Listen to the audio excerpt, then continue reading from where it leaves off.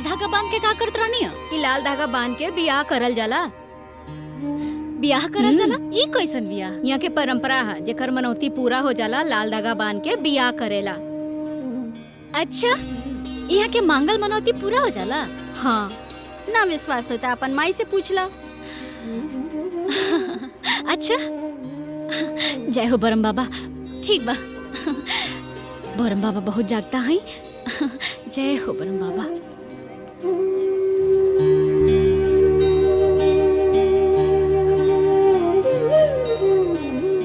हे बरम बाबा, जैसे रवा सबकर मनौती पूरा करे नी ना, वैसे ही हमार भी मनौती पूरा करी। हमार छोटकी बहन के ना अब बीए में 2nd डिवीजन से पास करा दे। मांगते बानी तो 2nd डिवीजन काहे खातिर? 1st डिवीजन मांगता नहीं। हाँ, हे बरम बाबा, हमरा छोटकी के बीए में 1st डिवीजन से पास करा दे हम ना, तो हम रउआ से ब्याह कर ले। हाँ। जय हो बरम बाबा। ना ना, ऐसा मत करी भाई साहब। तिलक परीक्षा हो गया के बाद अगर वह ब्याह से इनकार कर दे तो हमारी इज्जत, मान सम्मान सब माटी में मिल जाई। समाज में हमारी बड़ी बदनामी हुई। बिटिया बिटिया से कहा कहे हम, कहा सोचिए हमरा बारे में हो कि आज हमारे बाबूजी नहीं कन तो हमारे चाचा हमारे ब्याह तक ना करा पोले। हमारे पर दया करी भाई साहब, हमार लाज रख ली, हमार बात मानी भाई साहब। क्या बात मानी है? क्या बात भैल रहा है कि तिलक पर नगदी तारा सामान सब कुछ मिल जाए? तिलक तो हो गई है, हमरी के एगो फूटी कौड़ी न भेटाए। बियाह के खातिर 4 दिन रह गला। ऐसे होला बियाह का है? अरे हम का कहते नहीं। चुप रह, तोरा के बीच में बोले का कोनो जरूरत नहीं है, समझला ना? देखिए भाई साहब, जना से जमीन बेचे के बात भइल बा, 10 दिन बाद पैसा देवे के कहले बा। ठीक है, हम 10 दिन बाद बारात लेके आ जाए। ये वाला तारीख कैंसिल कर दे। अरे ना ना भाई साहब, अब जौना दिन ब्याह की तारीख तय भइल बा, रउआ बारात वही दिन लेके आए। रउआ लेकिन विश्वास करी, हम बारात के खातिरदारी में कोनो कमी ना रखे। दहेज के सामान और पैसा हम ब्याह के 1 हफ्ता बाद पहुंचा दे। विश्वास करी हमार। कैसे विश्वास कैले? कैसे विश्वास कैले हैं? हाय हमारी इज्जत, एगो लाचार पिता के साथ एगो लाचार परिवार के अभिमान, एगो बिन बाप के बेटी की उम्मीद बा। अब रउए ऊपर बा, एकरा के स्वीकार करी, चाहे तो ठोकर मार दी।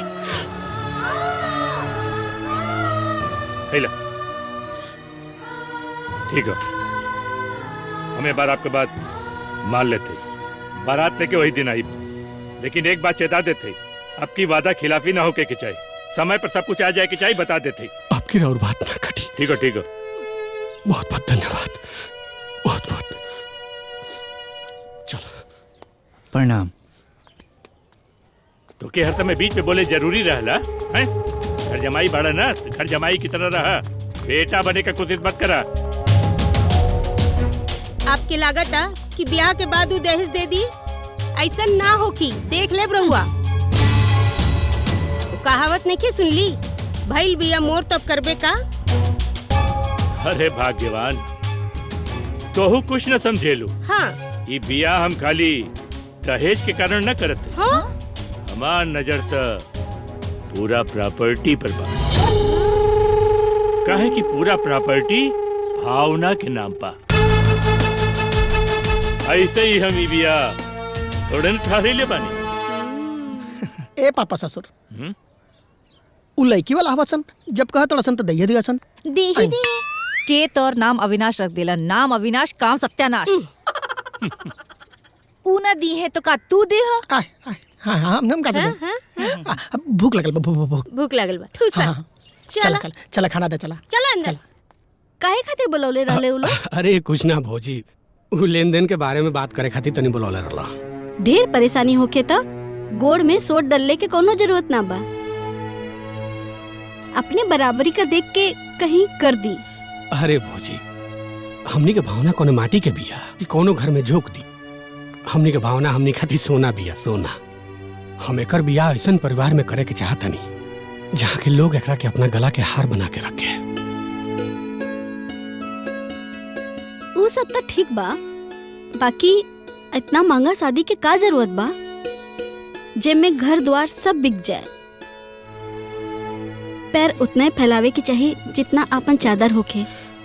देखिए भौजी, हम ये चाहता नहीं कि हम अपना भावना के इतना दे के भेजी कि जौन भी परिवार में जाए नु वहां रानी के जैसन बैठ के राज करे।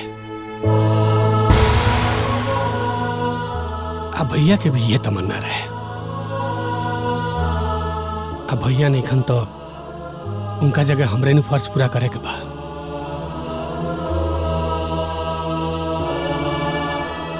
बस हमनी के चाहता नहीं सन कि जहां भी जाए हमनी के भावना सुखी रहे।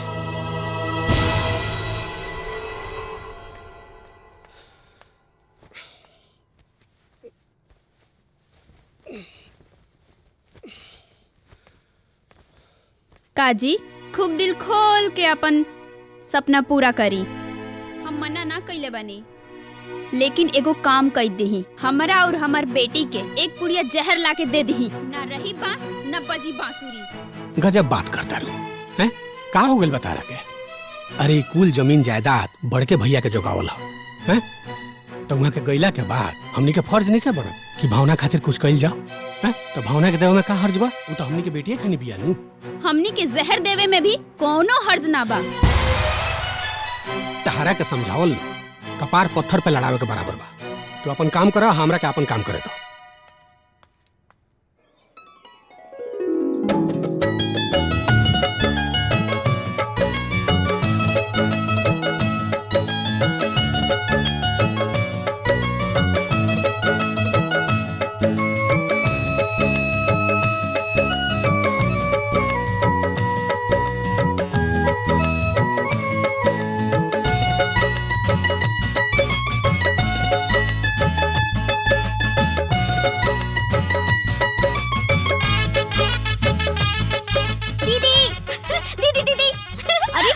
छोटी इतना खुश है बाड़ू? दीदी बीए में हम फर्स्ट डिवीजन पास हो गए नहीं। हाँ, पास हो गए। अरे अरे छोटी मिठाई। अरे अरे अरे छोटी रुक।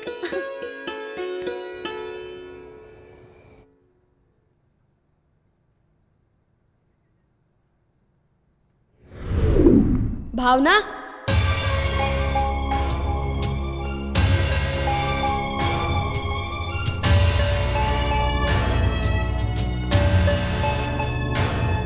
तो का हो, हमसे ब्याह के वादा कई के भुला गईलू? ब्याह के वादा? कहाँ? कब? हमके तो कुछ नहीं खे याद। इतना हाल ही भुला गईलू? 4 दिन पहले तू अपन बहन के पास होवे के बदले हमसे ब्याह के कहले रहलू ना? हाँ हाँ याद आ गई, लेकिन वो तो बरम बाबा से कहले रही। अरे बरम बाबा, हम ही तो बानी। ध्यान से देखा हमरा के। तू बरम बाबा?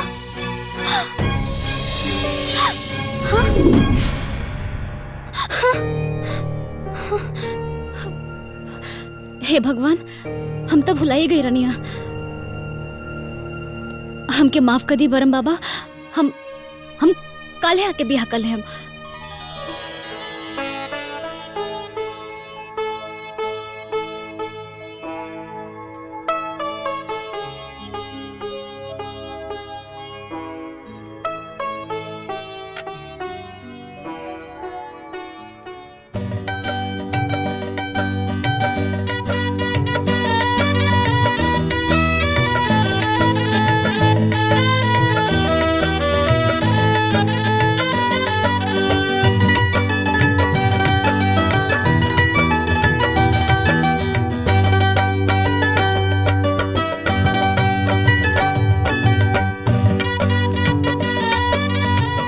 हे बरम बाबा, रउआ हमार मनौती पूरा कैनी, हम आपन वादा पूरा कैनी।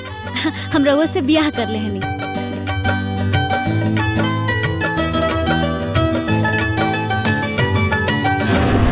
भावना,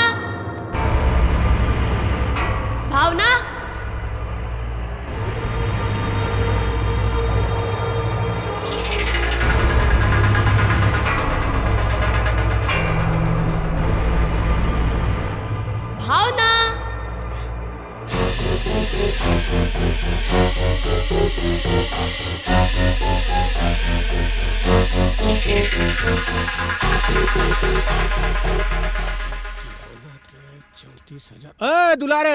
हाँ भैया। सुन। हाँ भैया। मिठैया के काम हो गईल। हाँ मिठाई के बयाना हो गईल बा, टेंट के बाकी बा उहो हो जाई। सुन, टेंटवा के लगे जइहनु तो ओकरे ठीक बगल में लाइट वाला बा, ओकरो से आजे बात करके फाइनल कर लियो। आ ना हुई तो हमरा से बात करा दियो। ठीक बा ठीक बा।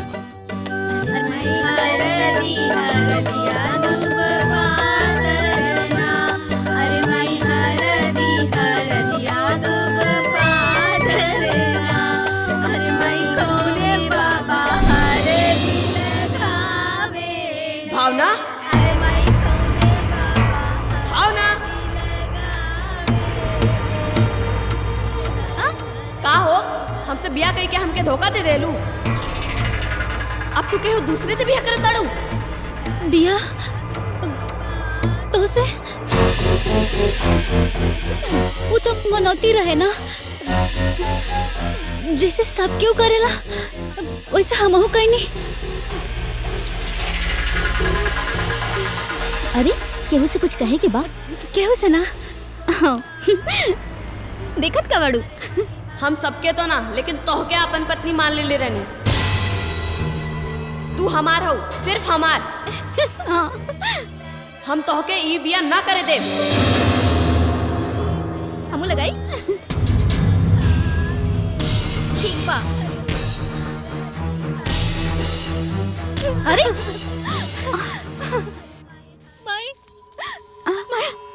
अरे का भइल बिटिया? इतना रोत काहे बाड़ू? हमके बतावा का भइल ह? इतना घबरावत काहे हो? भाई ओ दिन पीपल का पेड़ में ना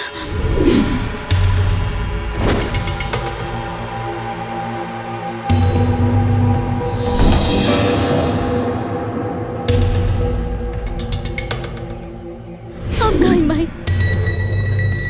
तू चिंता मत कर बिटिया, हम कल पंडित जी के बुलाए और एकरा बारे में बताई। कुछ ना कुछ तो उपाय बताइबे करी है। अरे ऐसन कौन समस्या आ गई कि सांझ के हमार जरूरत पड़ गई तू लोग के? एगो समस्या आ गइल बा पंडित जी, जौने खातिर हम रवा के बुलौनी है। समस्या? कैसन समस्या? समस्या ई बा पंडित जी,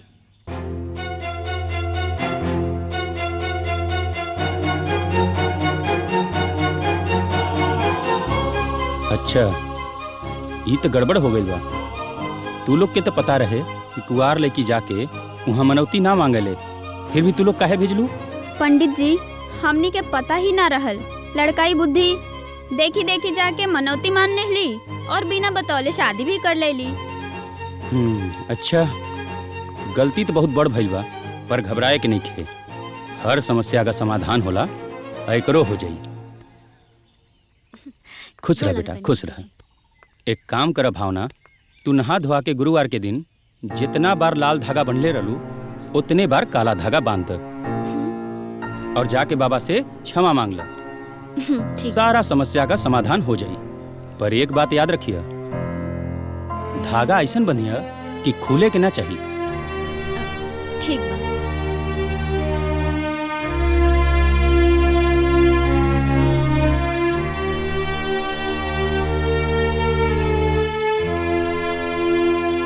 हे बरम बाबा,